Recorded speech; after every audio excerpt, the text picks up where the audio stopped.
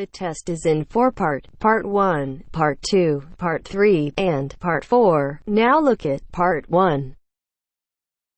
Part 1. You will hear a woman being interviewed by a market researcher in a health club about her membership of the club. First, you have some time to look at questions 1 to 5.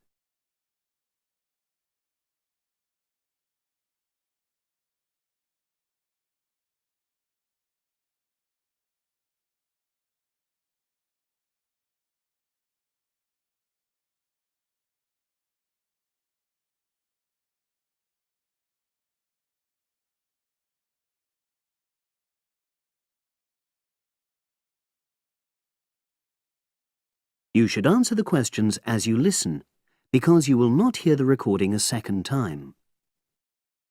Listen carefully and answer questions 1 to 5. Oh, excuse me. I wonder if you'd have the time to take part in some market research. What's it about? About this club and your experiences and opinions about being a member. It'll take less than 5 minutes. Oh, OK then, as long as it's quick. Can I start by taking your name? It's Selina Thompson. Is that Thompson? Yes. Okay, great. Thanks. And what do you do for a living? Well, I'm an accountant, but I'm between jobs at the moment. I understand. But that's the job I'll put down on the form. And would you mind my asking which age group you fall into? Below 30, 31 to 50, and above? Over 50, I think we can safely say. Great, thanks. And which type of membership do you have? Sorry, I'm not sure what you mean. Do you mean how long? No, is it a single-person membership? Oh, right, no, it's a family membership. Thanks. And how long have you been a member? Ooh, let me see. I was certainly here 5 years ago, and it was probably 2 to 3 years more than that. Shall I put down 8? Oh, I remember now. It's 9, definitely. Sorry. No problem. I've got that. And the last question in this first part is, what brought you to the club? Sorry? How did you find out about the club? Did you see any ads? Well, I did actually, but I have to say I wasn't really attracted to the club because of that. It was through word of mouth. So you were recommended by a friend? Actually, my doctor.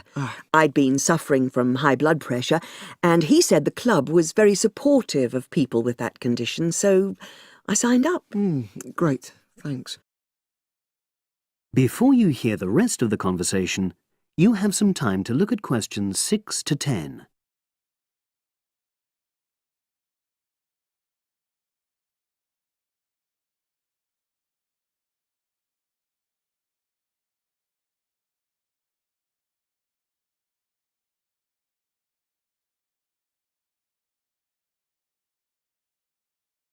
Now listen and answer questions 6 to 10.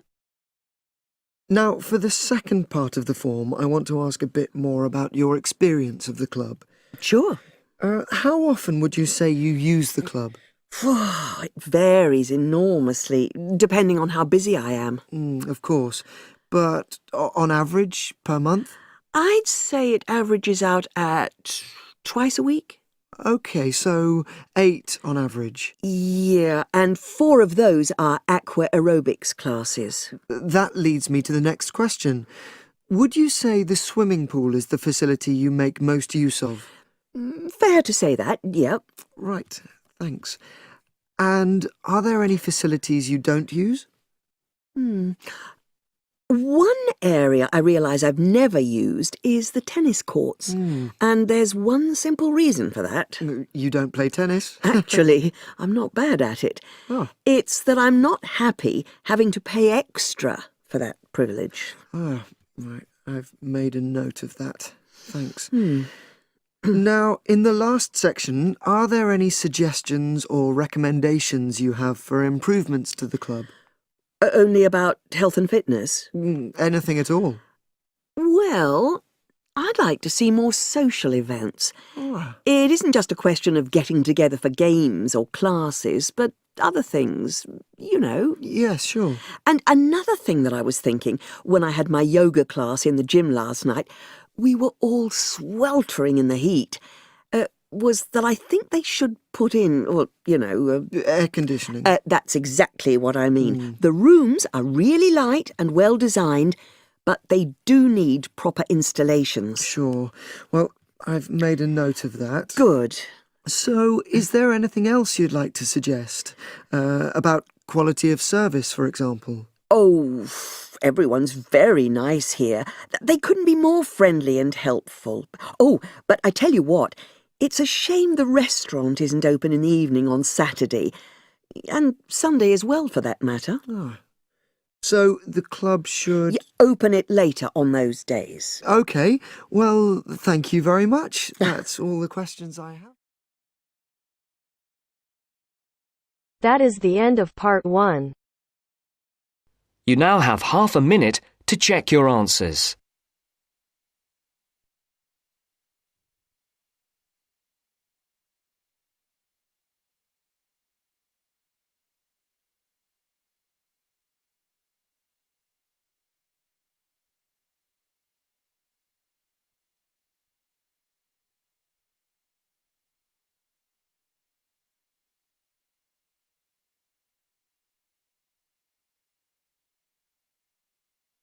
Now turns to part 2. Part 2. You will hear a salesman giving information to house owners about an alarm system. First, you have some time to look at questions 11 to 16.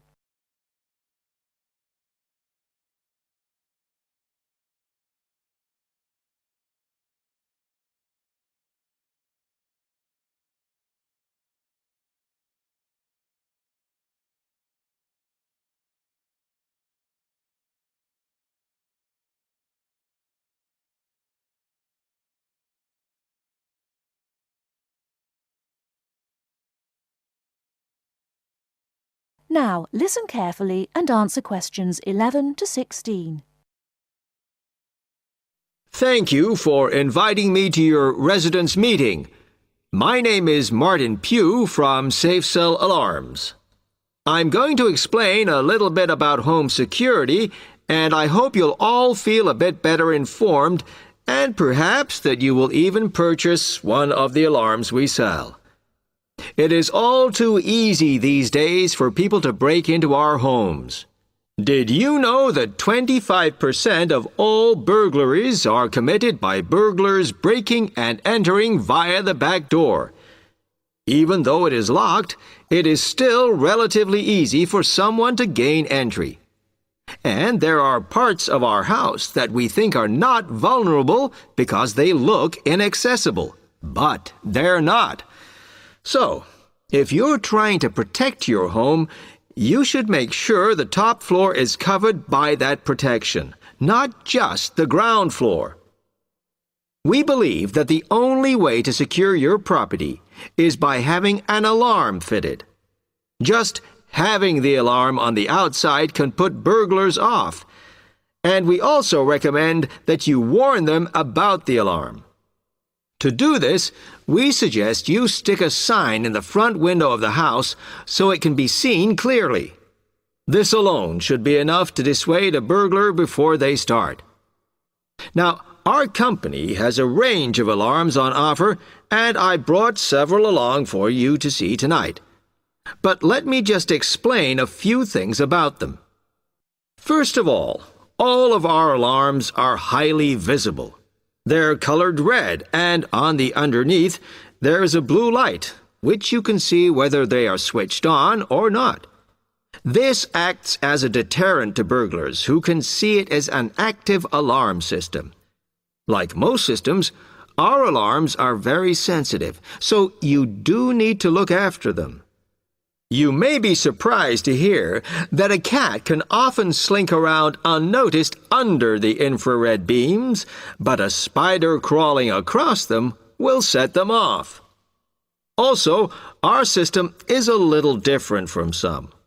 Most companies offer an option that connects their alarms to the police station. All our alarms have an automatic link to our company office. This means we can deal with a situation promptly and can sort out any alarms that have gone off by mistake. Before you hear the rest of the talk, you have some time to look at questions 17 to 20.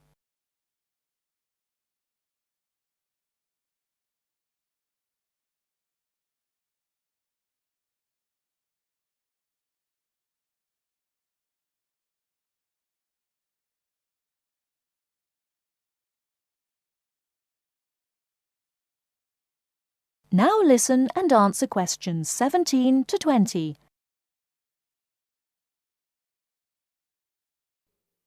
Okay, let me tell you about the installation of our alarms. Later on, I'll show you some house plans and diagrams of how the alarms operate, but you don't have to worry about them being intrusive, as we normally put them in hallways rather than individual rooms. The diagrams show you how the beams work to cover the whole house in this way.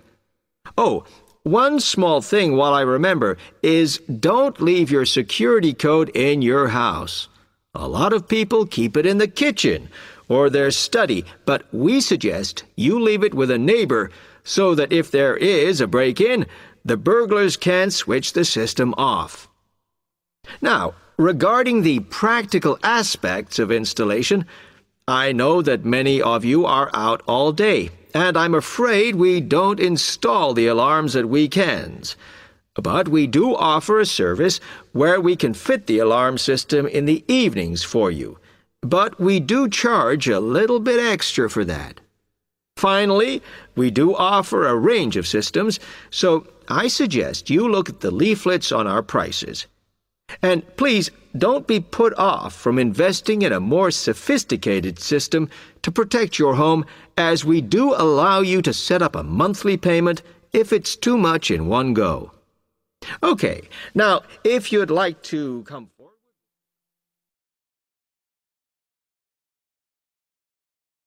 That is the end of part 2. You now have half a minute to check your answers.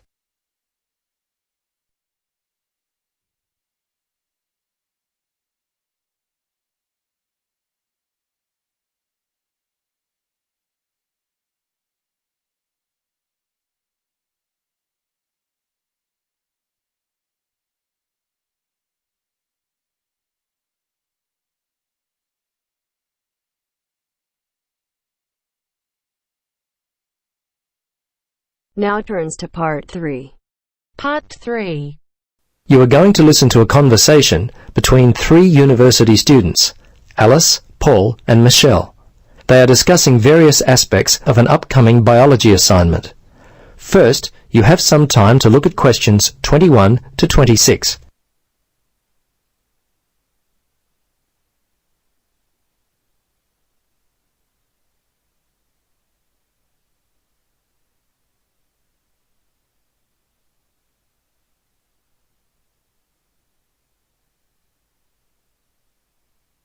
Now listen and answer questions 21 to 26.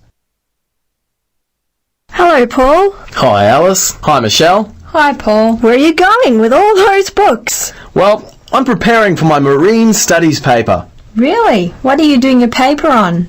I haven't even started mine. Well, since I've always been interested in communication, I wanted to take a closer look at how aquatic animals communicate. Communicates? Really, Paul? You think that's interesting? Well, yes, Alice. Actually, it's been much more interesting than I had expected it would be. I'm finding the information fascinating. I bet you'd be surprised at some of the things I've learned. Yeah, like what? Well, much of the world is covered by water, but it wasn't really until the first third of the 20th century that people even began to explore the depths of the ocean. Prior to its exploration, scientists just thought of it as a completely silent world. Of course, today we know it is full of sounds. Such as? Well, all kinds of living things in the ocean, from prawns to whales, call back and forth to each other. How do we know that prawns talk to one another? Good question. The answer is we listen to them. How scientists do it is through a special device called the hydrophone.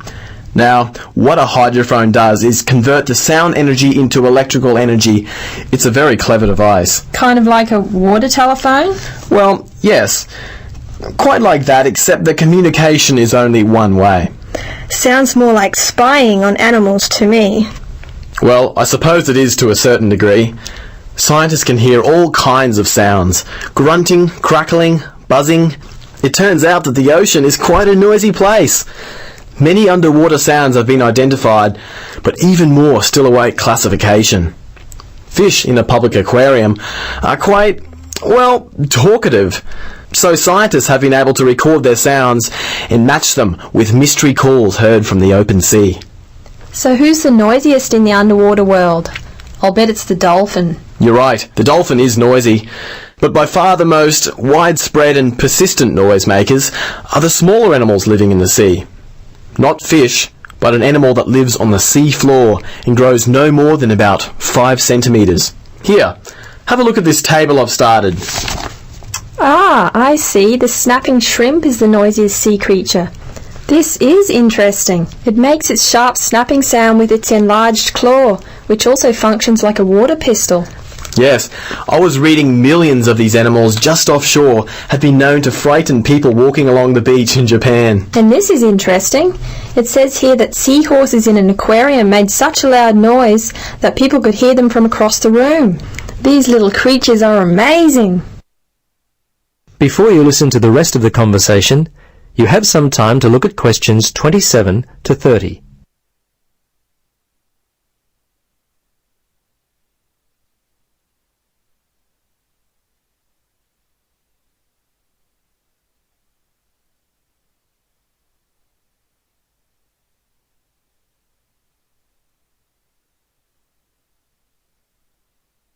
Now listen and answer questions 27 to 30. Say, Paul, your early research has really prompted me to get started on my own paper. You look like you've already done quite a lot of work on it, but the assignment isn't due for at least another month. Is that right? Let's see, Michelle. I think you may be a little wrong there. Let me get my class folder and we'll have a look. I know that our class participation is worth 30%, but what's this assignment worth? Isn't it 40%? Here it is. Yes. Actually, it's worth 30%. It's the second assignment due later on that's worth 40%. It says here, okay, there are 3 pieces of assessment. There's the 2 assignments and the in-class feedback on student oral presentations, which forms part of assignment 2. Now it says that the first written assignment is composed of 3 parts. Yes, I recall the professor talking about those, especially the word length for part 1. The research essay, it's 1200, isn't it? It's due in week 6? Yes, that's correct for part 1, but only 800 for part 2, the field study, which is due in week 7. Oh, that's bad news. I thought I had much more time than that. I don't know how I could have been so wrong. I guess I need to purchase a diary or I'm going to get left behind. Yes, I write all my due dates on a monthly calendar which hangs on the wall next to my desk. I found that this has helped me to stay organised. I usually divide the project into weeks.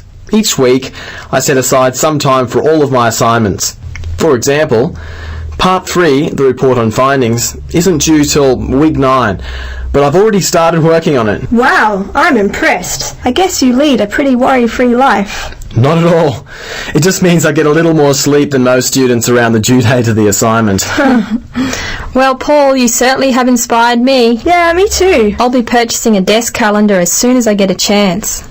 Well, I'm off. Alice, Michelle, it was great talking to both of you. All the best with your assignments. Thanks. Bye. Bye. That is the end of part 3. You now have half a minute to check your answers.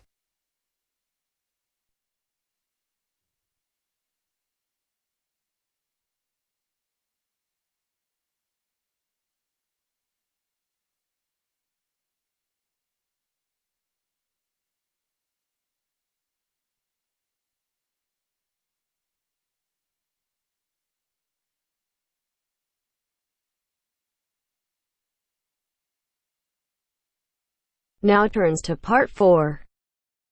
Part 4. You will hear a part of a lecture about learning and bilingualism. First, you have some time to look at questions 31 to 40 on pages 44 and 45.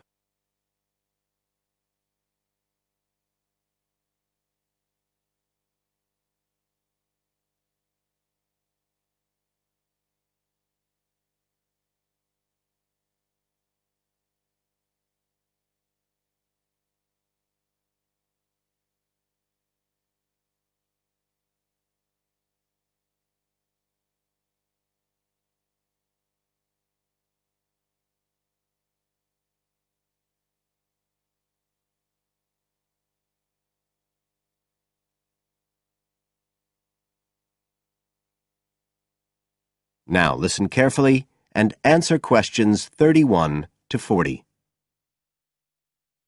When we look at theories of education and learning, we see a constant shifting of views as established theories are questioned and refined or even replaced, and we can see this very clearly in the way that attitudes towards bilingualism have changed. Let's start with a definition of bilingualism. And for our purposes today, we can say it's the ability to communicate with the same degree of proficiency in at least 2 languages. Now, in practical terms, this might seem like a good thing, something we'd all like to be able to do. However, early research done with children in the USA in fact suggested that being bilingual interfered in some way with learning and with the development of their mental processes. And so in those days, bilingualism was regarded as something to be avoided, and parents were encouraged to bring their children up as monolingual, just speaking one language. But this research, which took place in the early part of the 20th century, is now regarded as unsound for various reasons, mainly because it didn't take into account other factors, such as the children's social and economic backgrounds. Now, in our last lecture, we were looking at some of the research that's been done into the way children learn, into their cognitive development, and in fact we believe now that the relationship between bilingualism and cognitive development is actually a positive one. It turns out that cognitive skills such as problem solving, which don't seem at first glance to have anything to do with how many languages you speak, are better among bilingual children than monolingual ones. And quite recently, there's been some very interesting work done by Ellen Bialystok at York University in Canada. She's been doing various studies on the effects of bilingualism, and her findings provide some evidence that they might apply to adults as well. They're not just restricted to children.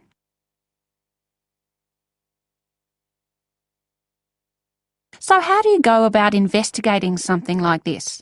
Well, Dr. Bialystok used groups of monolingual and bilingual subjects aged from 30 right up to 88. For one experiment, she used a computer program which displayed either a red or a blue square on the screen. The coloured square could come up on either the left-hand or the right-hand side of the screen. If the square was blue, the subject had to press the left Shift key on the keyboard, and if the square was red, they had to press the right Shift key. So they didn't have to react at all to the actual position of the square on the screen, just to the colour they saw. And she measured the subjects' reaction times by recording how long it took them to press the Shift key and how often they got it right. What she was particularly interested in was whether it took the subject longer to react when a square lit up on one side of the screen, say the left, and the subject had to press the Shift key on the right-hand side. She'd expected that it would take more processing time than if a square lit up on the left and the candidates had to press a left key. This was because of a phenomenon known as the Simon effect, where basically the brain gets a bit confused because of conflicting demands being made on it. In this case, seeing something on the right and having to react on the left. And this causes a person's reaction times to slow down. The results of the experiment showed that the bilingual subjects responded more quickly than the monolingual ones. That was true both when the squares were on the correct side of the screen, so to speak, and even more so when they were not. So bilingual people were better able to deal with the Simon effect than the monolingual ones. So what's the explanation for this? Well, the result of the experiment suggests that bilingual people are better at ignoring information which is irrelevant to the task in hand and just concentrating on what's important. One suggestion given by Dr. Bialystok was that it might be because someone who speaks 2 languages can suppress the activity of parts of the brain when it isn't needed. In particular, the part that processes whichever language isn't being used at that particular time. Well, she then went on to investigate that with a second experiment. But again, the bilingual group performed better. And what was particularly interesting, and this is, I think, why the experiments have received so much publicity, is that in all cases, the performance gap between monolinguals and bilinguals actually increased with age, which suggests that bilingualism protects the mind against decline. So in some way, the lifelong experience of managing 2 languages may prevent some of the negative effects of ageing. So that's a very different story from the early research. So what are the implications of this for education? That is the end of part 4. You now have half a minute to check your answers.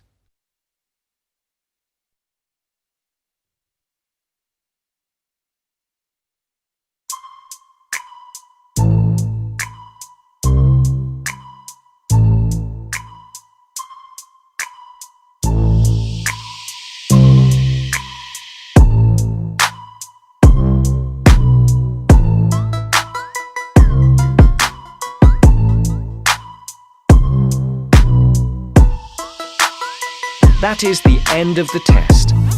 You now have 10 minutes to transfer your answers to your IELTS listening answer sheet.